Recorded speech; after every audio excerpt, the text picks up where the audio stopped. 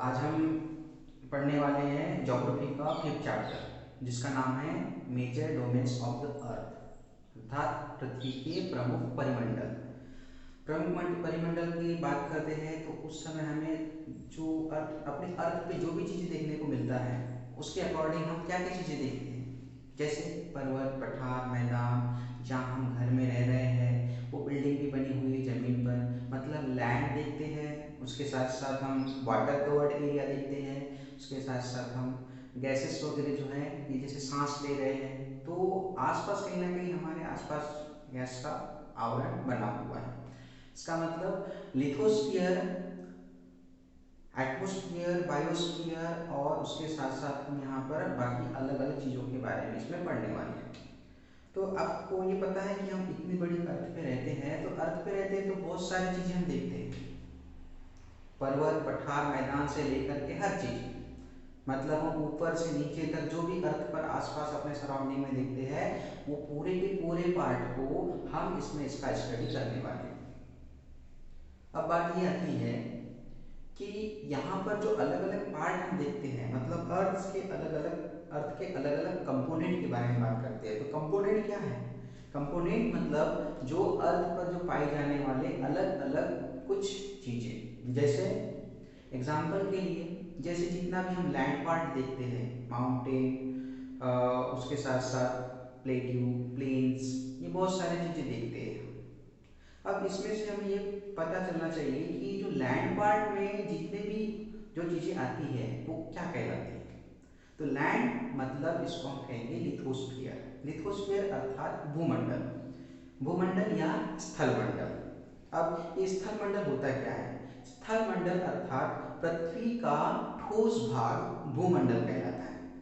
पृथ्वी का ठोस भाग भूमंडल कहलाता है। इसका मतलब ये हुआ कि solid portion of the earth is called lithosphere. Lithosphere के अंतर्गत हम बहुत सारे ऐसे रॉक्स को देखते हैं, उसके साथ साथ सॉइल के कुछ लेयर देखते हैं। तो मतलब सॉइल के अलग अलग लेयर के इसमें हम उसी को हम लैंड पार्ट में भी शामिल करते हैं, इसका मतलब लिथोस्फीयर में शामिल करते हैं। अब दूसरी बात आती है हमारे इसमें हाइड्रोस्फीयर। हाइड्रोस्फीयर क्या है? हाइड्रोस्फीयर मतलब जो वाटर बॉडीज होता है, हम आसपास जैसे तालाब वगैरह देखते हैं, लेक्स देखते हैं, मतलब पॉन्ड, लेक, जैसे हम अलग अलग क्षेत्र में जैसे ओशन देखते हैं, सी देखते हैं, ये सभी चीज़ें जो है हाइड्रोस्फीयर के पार्ट हैं। हाइड्रोस्फीयर मतलब जल मंडल, अर्थात जल वाला क्षेत्र जल मंडल कहलाता है ना। मतलब वाटर बॉडीज जितने भी है वो सभी वाटर बॉडीज को हम यहाँ पर हाइड्रोस्फीयर के नाम से जानते हैं। ठीक है, अब ये हाइड्रोस्फीयर के बारे में हुआ। अब तीसरी बात हम क्या देखते हैं, अपने पूरे सराउंडिंग में एयर जो उसकी क्वांटिटी हम मौजूद है, एयर की क्वांटिटी जितनी भी है, अलग अलग गैसेस बहुत सारे हमें पता होना चाहिए। जैसे एग्जांपल के लिए सबसे ज़्यादा अपने अर्थ पर सबसे ज़्यादा जो एटमॉस्फेयर में जो गैस है वो कौन सी है? वो है नाइट्रोजन। नाइट्रोजन 78% है। इसका मतलब दूसरा सबसे ज़्यादा जो है ये नाइट्रोजन के बाद में दूसरा सबसे ज़्यादा गैस पाई जाने वाली कौन सी है? ऑक्सीजन। ऑक्सीजन 21% जो है ये ऑक्सीजन है। तो नाइट्रोजन सबसे ज़्यादा हो गया, उसके बाद में आ गया अपना ऑक्सीजन। ऑक्सीजन के बाद में जो अलग अलग गैसेस और भी है, कार्बन डाइऑक्साइड है, आर्गन है, हीलियम है, हाइड्रोजन है, बहुत सारे ऐसे गैसेस आ जाते हैं। तो ये बाकी गैसेस जो है अदर गैसेस में हम शामिल इसको कर लेते हैं। इसका मतलब गैस की मतलब जो हवा है या वायु है, ये पूरे के पूरे अर्थ को अपने चारों तरफ से घेरे हुए हैं। इसका मतलब पृथ्वी को आसपास से घेरने वाली गैसों की परत क्या कहलाता है? वायुमंडल कहलाता है, अर्थात एटमॉस्फेयर कहलाता है। अब हम इसमें से जैसे लिथोस्फीयर देख लिए, हाइड्रोस्फीयर देख लिए, और उसके साथ साथ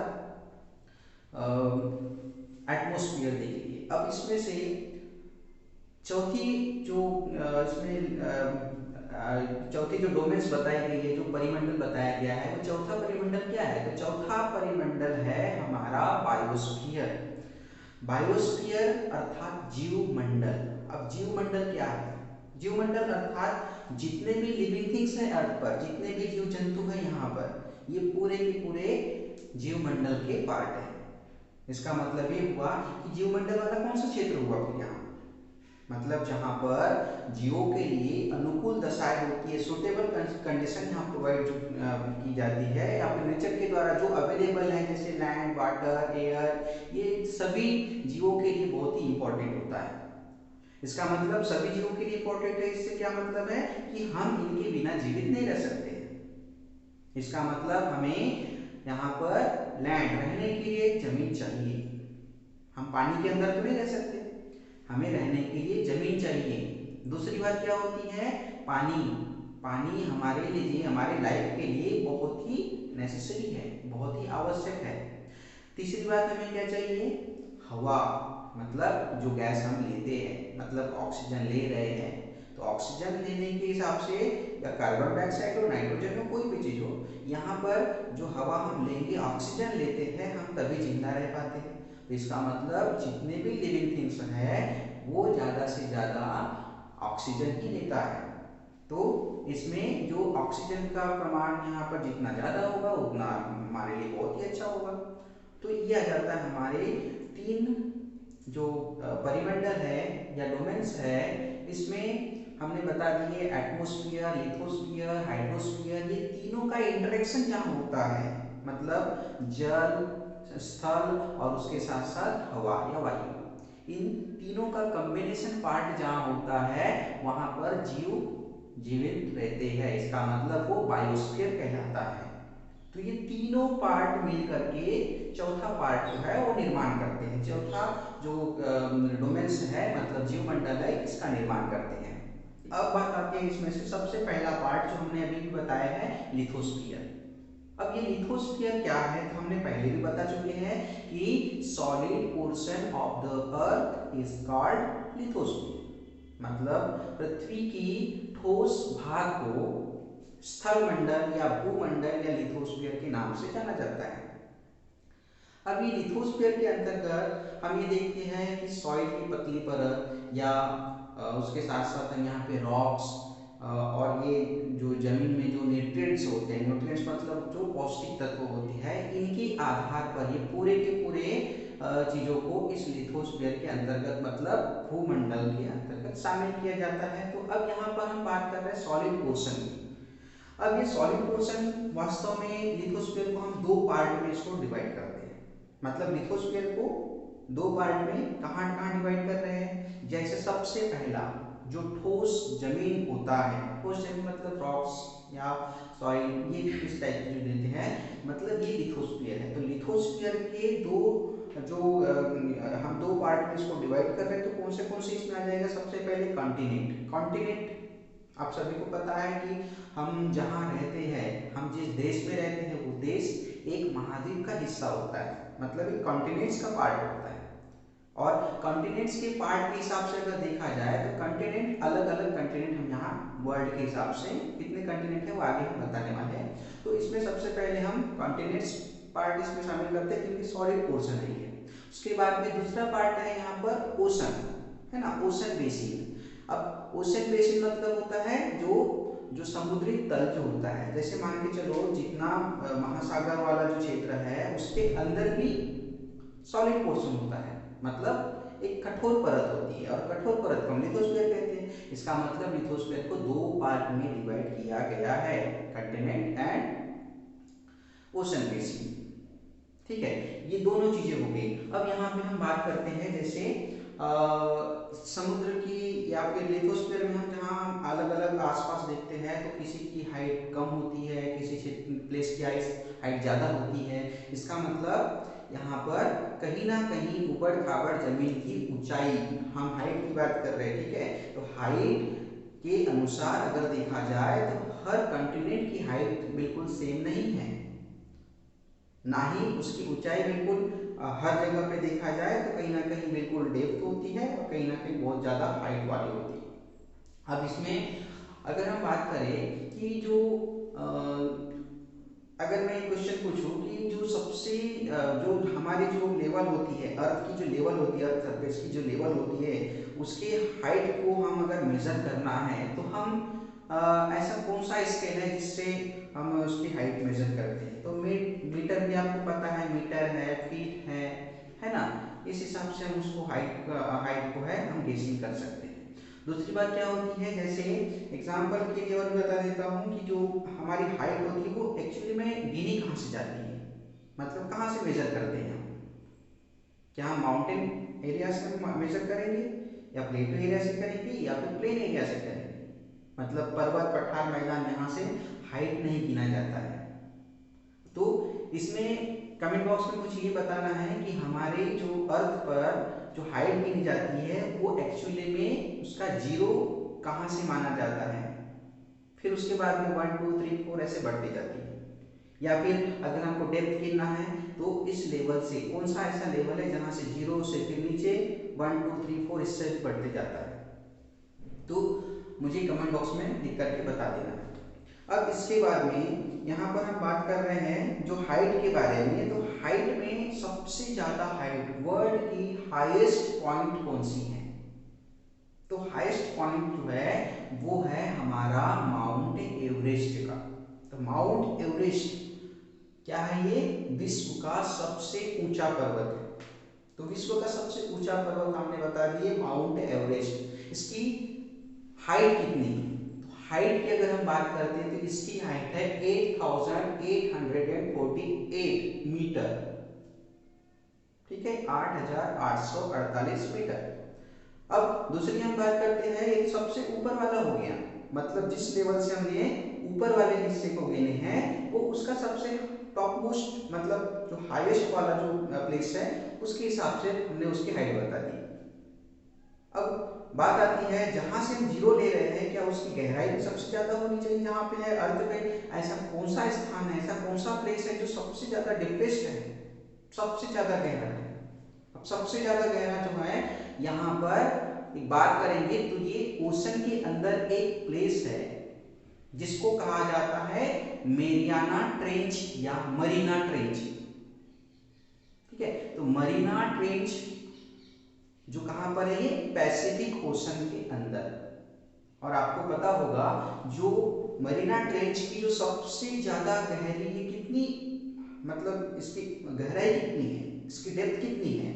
इसकी डेप्थ है 11,022 मीटर, 11,022 मीटर। इसकी सबसे ज्यादा गहराई यही है, मेरियाना या मरीना ट्रेंच, मेरियाना गर्त जिसको हिंदी में कहा जाता है। ये हो गई हमारे डीपेस्ट पॉइंट और उसके साथ साथ हाईएस्ट पॉइंट, ये दोनों चीजें हमने बता दी है। अब इसके बाद हम बात करेंगे तो कॉन्टिनेंट की बात करेंगे, क्योंकि कॉन्टिनेंट के हिसाब से हमने अलग अलग चीजें बताई। अब इसमें से कॉन्टिनेंट कौन से हैं? अब आपको पता है कॉन्टिनेंट क्या होता है? कॉन्टिनेंट वो होता है या महाद्वीप वो होता है जो पृथ्वी का वह बड़ा भाग जो जल से आसपास से घिरा हुआ, मतलब भूमि का वह सबसे बड़ा पार्ट होगा। सबसे बड़ा पार्ट, मैं यहाँ पे बात बता रहा हूँ सबसे बड़े का मतलब largest land masses, large land mass हम जिसको कहेंगे, तो large land mass which covered all around by water, जहां पे जल से आसपास से क्षेत्र घिरा हुआ हो, ऐसे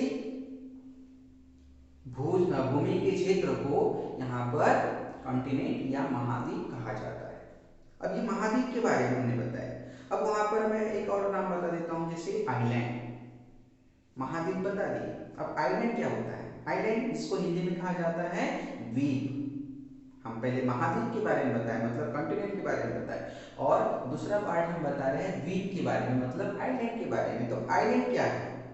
आइलैंड वो होता है जैसे हम small land masses, small land masses which all around covered by water, भूमि का वह छोटा क्षेत्र जो जल से आसपास से घिरा हुआ हो, उसे हम आइलैंड कहते हैं, द्वीप कहते हैं। ये तो हो गई द्वीप के बारे में। अब मुझे कमेंट बॉक्स में ये बताना है कि हमारे देश का एक आध कंटिनेंट के नाम बताना है, तो मुझे कमेंट बॉक्स में लिख देना है। आपका सही आंसर है या गलत है वो हम कमेंट बॉक्स में ही उसका रिप्लाई कर देंगे। ठीक है, अब इसके बाद में हम नेक्स्ट पार्ट में देखते हैं जैसे कंटिनेंट के बारे में। तो कंटिनेंट, हाउ मेनी कंटिनेंट्स, महाद्वीपों की संख्या कितनी है? अब तो महाद्वीपों की संख्या की बात करें तो महाद्वीपों की संख्या है 7, मतलब टोटल नंबर ऑफ कॉन्टिनेंट 7। अब कौन से ऐसे 7 महाद्वीप हैं, आप वर्ल्ड मैप देखना। सबसे पहले वर्ल्ड मैप में जो दिखाया जाता है उसमें 7 कंटिनेंट्स पूरे दिखाए जाते हैं वर्ल्ड मैप में। अब वर्ल्ड मैप की अगर बात कर रहे हैं तो वर्ल्ड मैप में पूरे 7 कंटिनेंट्स कौन से ये भी याद होना चाहिए। तो Asia, Europe, Africa, north America, south America, Australia और अंटार्कटिका, ये 7 कंटिनेंट्स हैं। अब इन्हीं 7 कंटिनेंट्स के बारे में इसमें हम थोड़ा आगे डिटेल में समझेंगे। अब 7 कंटिनेंट्स में सबसे पहला हम पढ़ते हैं, हम सबसे पहले समझते हैं एशिया कंटिनेंट के बारे में, क्योंकि एशिया कंटिनेंट में हम रहते हैं। इंडिया जो कंट्री है वो कहाँ पे आ रहा है, ये एशिया कंटिनेंट में आ रहा है। अब एशिया कंटिनेंट की अगर बात करते हैं तो ये विश्व का सबसे बड़ा मतलब लार्जेस्ट कॉन्टिनेंट माना गया है, मतलब लार्जेस्ट कॉन्टिनेंट है। और उसके साथ साथ एशिया इसी में सबसे हाईएस्ट वाली हमने पॉइंट जो बताया है, कौन सा, इसमें माउंट एवरेस्ट। अब माउंट एवरेस्ट की ऊंचाई भी हमने बता दी है 8848 मीटर। जैसे एशिया का सबसे बड़ा देश रसिया, रूस जिसको कहा जाता है रूस, चाइना, भारत है ना, इंडिया अपना है, जैसे ये अलग अलग जो बड़े बड़े जो देश है ना वो अपने एशिया में ही आते हैं। अब इसके बाद में हम बात करते हैं एशिया कंटिनेंट जो है इसमें कौन से ओशंस ये लगा हुआ है, मतलब इसके जो कोस्टल एरिया है वो कौन से ओशन से ये घिरा हुआ है। तो सबसे पहले हम अगर बात करते हैं ओशन के बारे में तो आगे हम इसी के बारे में पढ़ने वाले हैं और आगे भी डिस्कस करेंगे। तो सबसे ऊपर में आ जाता है एशिया जो है, उसके ऊपर में आर्कटिक ओशन है, आर्कटिक महासागर है। उसके बाद में अगर हम बात करें कि ईस्ट साइड में जो है मतलब पूर्वी क्षेत्र में, एशिया के पूर्वी क्षेत्र में पैसिफिक ओशन है, प्रशांत महासागर है। एशिया के साउथ में अगर देखा जाए तो साउथ जो है वो इंडियन ओशन से इसको कवर करता है। इसका मतलब ओशन जो है यहाँ पर 3 ओशन के द्वारा या 3 महासागरों के द्वारा एशिया घिरा हुआ है। उसके बाद में हम नेक्स्ट इसमें अगर बात करते हैं एशिया के बारे में ही, तो एशिया के वेस्टर्न साइड में, वेस्टर्न साइड मतलब पश्चिमी दिशा में जो है यूरोप स्थित है, यूरोप कंटिनेंट, ठीक है। तो यूरोप कंटिनेंट स्थित है। और उसके साथ साथ अगर हम बात करें एशिया, तो आपको ध्यान में क्या रखना है, एशिया विश्व का सबसे बड़ा महाद्वीप है। Asia is the largest continent in this world. अब आ जाते हैं दूसरे पॉइंट पे। दूसरा कंटिनेंट कौन सा है एशिया के बाद, एशिया के बाद वाला जो कंटिनेंट हम पढ़ने वाले हैं आपके बुक के हिसाब से, जो यूरोप किया है।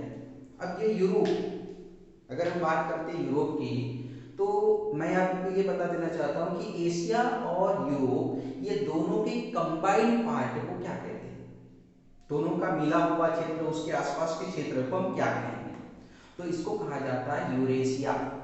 यूरेशिया, यूरेशिया इसका कंबाइंड पार्ट हुआ, यूरोप और एशिया को मिलाकर यूरेशिया बना। अब हम बात करते हैं एशिया और यूरोप को ऐसा कौन सा माउंटेन है जो एक दूसरे को अलग करती है, तो वो है यूराल माउंटेन। अगर हम यूराल माउंटेन की अगर बात करें तो उसी के आसपास का क्षेत्र, क्योंकि बाउंड्री से बनी हुई है, उसी को यूरेशिया वाला पार्ट कहा जाता है। अब यूरोप की अगर बात करें तो यूरोप जो है ये 6th लार्जेस्ट कंटिनेंट है, 6वें नंबर का, ठीक है। अब 6वें नंबर की हम बात करें यूरोप के बारे में, उसके भी आगे हम बताने वाले हैं। तो यूरोप जो है ये यहीं से आर्कटिक सर्कल, अब ये आर्कटिक सर्कल होता क्या है, सर्कल मीन्स जितने भी आपने जैसे ग्लोब वाले चैप्टर में पढ़े हो, ग्लोब, लैटिट्यूड एंड लॉन्गिट्यूड, तो ग्लोब वाले चैप्टर में आपने पढ़े थे आर्कटिक सर्कल के बारे में, इक्वेटर के बारे में, ट्रॉपिक ऑफ कैप्रिकॉर्न के बारे में, ट्रॉपिक ऑफ कैंसर के बारे में, इस टाइप से अलग अलग लैटिट्यूड्स के नाम पढ़े थे आपने। तो जितने भी लैटिट्यूड है वो आसपास से कहीं ना कहीं पूरा घिरा हुआ है, मतलब आसपास गोलाई उसकी बनी हुई है, इसका मतलब सर्कल कहलाता है। तो आर्कटिक ओशन से जो लाइन जाती है, जो लेटीट्यूड लाइन जाती है, वही आर्कटिक सर्कल कहलाती है। मतलब आर्कटिक सर्कल वाले आर्कटिक क्षेत्र को कवर करने वाला जो सर्कल होगा वो आर्कटिक सर्कल कहलाएगा। और ये आर्कटिक सर्कल कौन सी कितने डिग्री पे सिचुएटेड है, ये भी बता देता हूँ मैं। 66.5 डिग्री लेटीट्यूड हमने नॉर्थ साइड में जो है ये सिचुएटेड है। उसके बाद में अगर हम बात करते हैं जो आर्कटिक की, इसमें हमने बता दी यूरोप की आर्कटिक सर्कल यहाँ से जाती है। तो यूरोप को कौन से महासागर घेरती है, अब इसके बारे में भी बात कर लेते हैं। तो यूरोप को नॉर्थ में जो है आर्कटिक सर्कल जो है उसके आर्कटिक सर्कल से ऊपर वाले पार्ट कवर्ड है। उसके साथ साथ अगर हम वेस्ट की बात करें, यूरोप के वेस्ट की बात करें, तो जो अटलांटिक ओशन है, अटलांटिक महासागर है, ये इससे घिरा हुआ है। और साउथ में अगर बात करें तो साउथ में जो है मेडिटेरियन सी, मतलब भूमध्य सागर से कवर्ड एरिया है। मतलब तीनों साइड से ये पानी से घिरा हुआ है, ये हमें पता होना चाहिए। ठीक है, तो यूरोप जो है ये छठवां सबसे बड़ा महाद्वीप है, ये आपको ध्यान में रखना है। इसके बाद में दूसरा आ जाता है, उसके बाद में हम नेक्स्ट पॉइंट पढ़ेंगे अफ्रीका के बारे में, क्योंकि अफ्रीका ये तीसरे सॉरी इसमें जो अफ्रीका कंटिनेंट जो है ये सेकंड लार्जेस्ट कंटिनेंट माना गया है। सेकंड लार्जेस्ट मतलब दूसरा सबसे बड़ा महाद्वीप। तो अफ्रीका की अगर बात करते हैं तो अफ्रीका ये दूसरे सबसे बड़ा महाद्वीप होने के साथ साथ यहाँ से लेटीट्यूड की 3 लाइन आपको पता होगा, जो 0 डिग्री वाली जो लाइन होती है लेटीट्यूड, कौन सी होती है, वो होती है इक्वेटर, मतलब विषुवत रेखा। विषुवत रेखा या इक्वेटर से नीचे अगर चले जाते हैं तो ट्रॉपिक ऑफ कैप्रिकॉर्न, मकर रेखा नीचे हो गई साउथ की तरफ, और इक्वेटर से ऊपर अगर देखते हैं तो ऊपर में ट्रॉपिक ऑफ कैंसर अर्थात कर्क रेखा होती है। तो ये चीजें हमने, तीनों चीजें हमने बता दी। ये तीनों लाइन जो है ये अफ्रीका ही ऐसा एक कंटिनेंट है जो तीनों लाइन यहाँ से होकर के जाती है, अर्थात 3 लाइन जो है ये पास होती है इससे। ठीक है, अब यहाँ हम अफ्रीका की अगर बात करते हैं, इसी में आपको पता होगा वर्ल्ड की लॉन्गेस्ट रिवर कौन सी है। सबसे पहले ये आपको ध्यान में होना चाहिए। तो वर्ल्ड की जो लॉन्गेस्ट रिवर है वो है नाइल रिवर, मीन्स नील नदी। तो नील नदी ये विश्व की सबसे लंबी नदी है जो अफ्रीका में ही लोकेटेड है। ठीक है, अब इसके बाद में अगर दूसरा हम बात करें अफ्रीका की क्या खासियत है, तो अफ्रीका में आपको ये पता होगा वर्ल्ड की लार्जेस्ट डेजर्ट, डेजर्ट मतलब रेगिस्तानी प्रदेश, मरुस्थलीय प्रदेश, जहां पर बिल्कुल रेत ही रेत दिखाई देती है, पूरा सूखा क्षेत्र दिखाई देता है। तो ये कौन सा ऐसा डेजर्ट है जो वर्ल्ड की लार्जेस्ट डेजर्ट मानी गई है, उसका नाम क्या है, तो उसका नाम है सहारा डेजर्ट, सहारा मरुस्थल या सहारा रेगिस्तानी प्रदेश। ये हो जाता है हमारा अफ्रीका के नॉर्थ में स्थित है, ये आपको ध्यान में रखना है। अब हम इसमें अगर बात करते हैं अफ्रीका की, तो अफ्रीका के आसपास ऐसे कौन से महासागर है जो उसको घेरे हुए हैं, तो हम बात करते हैं अफ्रीका के सबसे पहले ईस्ट साइड की, पूर्वी क्षेत्र की। तो पूर्वी क्षेत्र के हिसाब से अगर देखें तो अफ्रीका को हिंद महासागर अर्थात इंडियन ओशन कवर करता है। उसके साथ साथ अगर साउथ में देखा जाए तो साउथ में सदर्न ओशन अर्थात दक्षिण महासागर इसको कवर करती है, और अगर पश्चिम की तरफ अर्थात वेस्टर्न साइड में अगर देखा जाए तो इसको अटलांटिक ओशन जो है वो कवर करती है। और अगर नॉर्थ की तरफ देखा जाए तो नॉर्थ की तरफ भी मेडिटेरियन सी, भूमध्य सागर जो है ये इसको कवर करती है। ठीक है, तो ये हो गया अफ्रीका के बारे में। और अफ्रीका में एक और एक चीज बता देता हूं मैं, आपने एक नाम सुने होंगे इजिप्ट, जिसको मिस्र भी कहा जाता है, जहां पे आपको पिरामिड शब्द आपने सुने होंगे, तो पिरामिड भी ये अफ्रीका के देश से बिलोंग करता है। ठीक है, ये चीजें हो गया। अब इसके बाद में आ जाते हैं अपने सीधे नॉर्थ अमेरिका के बारे में। अब ये नॉर्थ अमेरिका जो है, north America third largest continent मानी गई, क्योंकि एशिया पहला हो गया, दूसरा अफ्रीका हो गया और तीसरा नॉर्थ अमेरिका।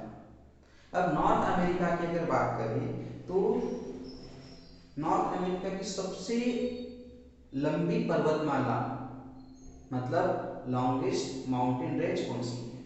तो लॉन्गेस्ट माउंटेन रेंज वहां की है रॉकी माउंटेन। तो रॉकी माउंटेन वहां की सबसे लंबी पर्वतमाला है, ये आपको इसमें से ध्यान रखना है। नॉर्थ अमेरिका, अब यहाँ हम नॉर्थ की बात कर रहे हैं तो हेमिस्फीयर के बारे में पता होना चाहिए। नॉर्थ अमेरिका ये कौन से हेमिस्फीयर में लोकेटेड है? हेमिस्फीयर मतलब इसको हिंदी में गोलार्ध कहा जाता है।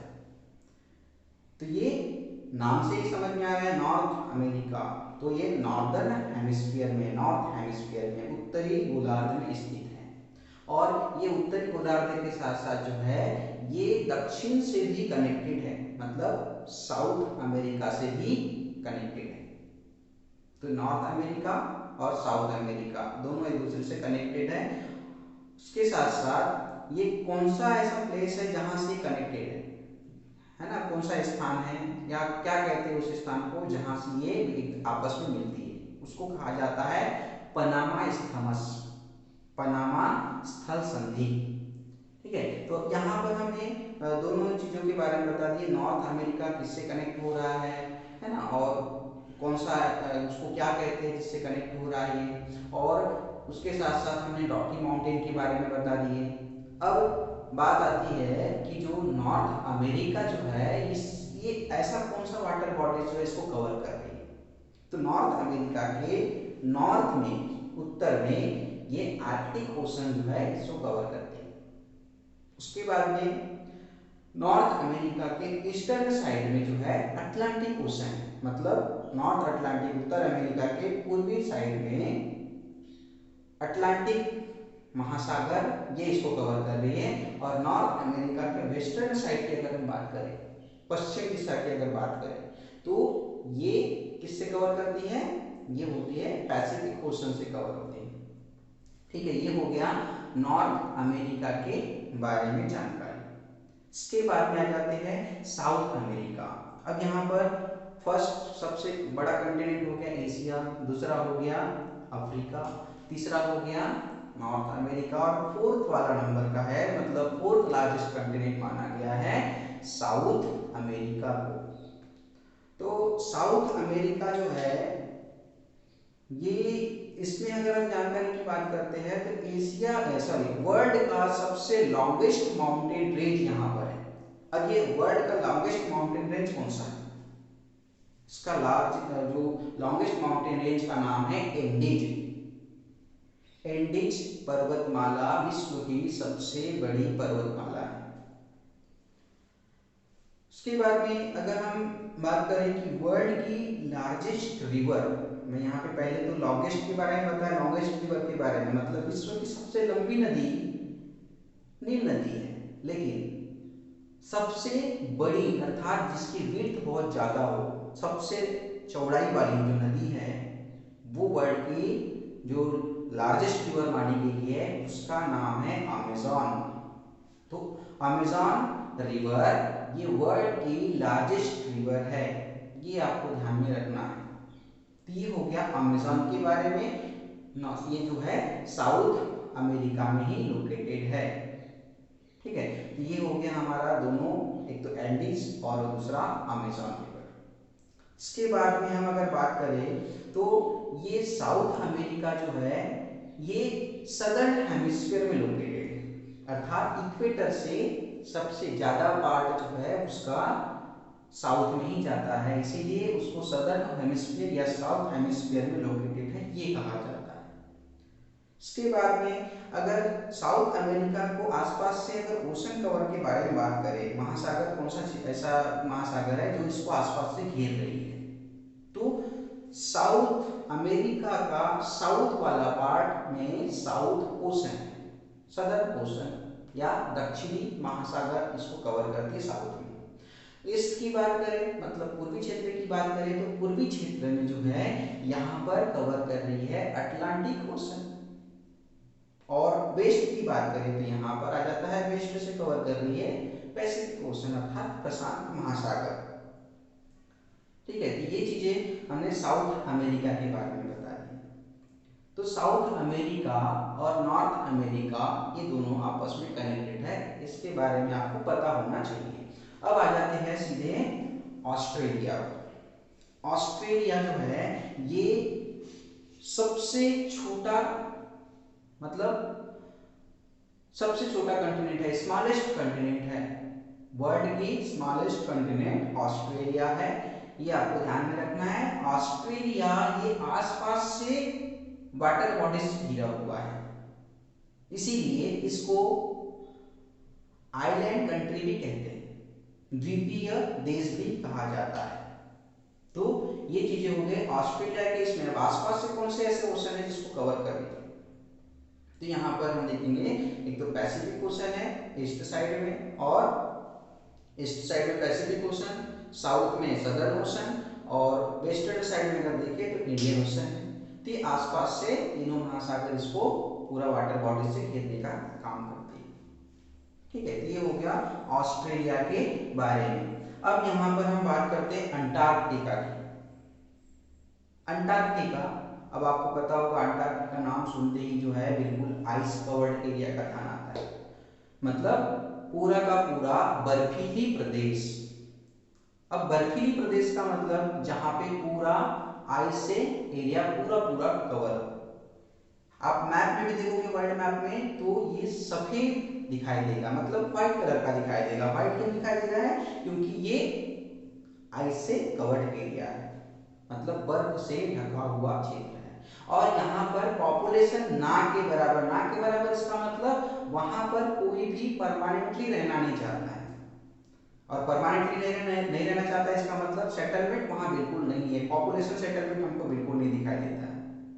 और विश्व के बहुत सारे ऐसे अलग अलग देश हैं जहां पर बहुत सारे लोग गए हुए हैं वहां पे, मतलब किस लिए गए हैं, रिसर्च करने के लिए, शोध करने के लिए, किसी चीज की खोज करने के लिए।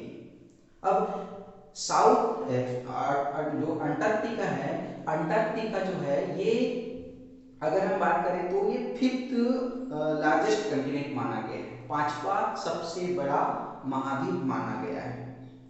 और यहाँ पर अलग अलग देशों ने अपने रिसर्च सेंटर, मतलब शोध संस्थान या शोध केंद्र भी स्थापित किए हैं। अब शोध केंद्र में अपने इंडिया भी पीछे नहीं है, क्योंकि वहां पे इंडिया ने भी अपना रिसर्च सेंटर स्टैब्लिश किया है, स्थापना किया है। अब ऐसे 2 रिसर्च सेंटर है इंडिया के जो वहां पर स्थापित किए गए हैं। अब वहाँ कौन से रिसर्च सेंटर का नाम बताइए। तो सबसे पहले अगर हम बात करें कि रिसर्च सेंटर 2 है, तो सबसे पहला है मैत्री और दूसरा है साउथ गंगोत्री अर्थात दक्षिण गंगोत्री। तो यहाँ पर मैत्री और दक्षिण गंगोत्री ये दोनों अपने भारत का रिसर्च सेंटर है, ये ध्यान में रखना है। ठीक है, तो ये अंटार्कटिका जो है, अंटार्कटिका कहाँ से पूरा कौन से महासागर है जो इसको आसपास से घेरे रखती है। तो इसमें हम सिर्फ आपको ध्यान में रखना एक ही महासागर है जो पूरे जो अंटार्कटिका है उसको कवर कर, उसके आसपास से घिरा हुआ है उसको, वो है सदर्न ओशन। सदर्न ओशन अर्थात दक्षिण महासागर, ये इसको आसपास से घेरने का काम करती है।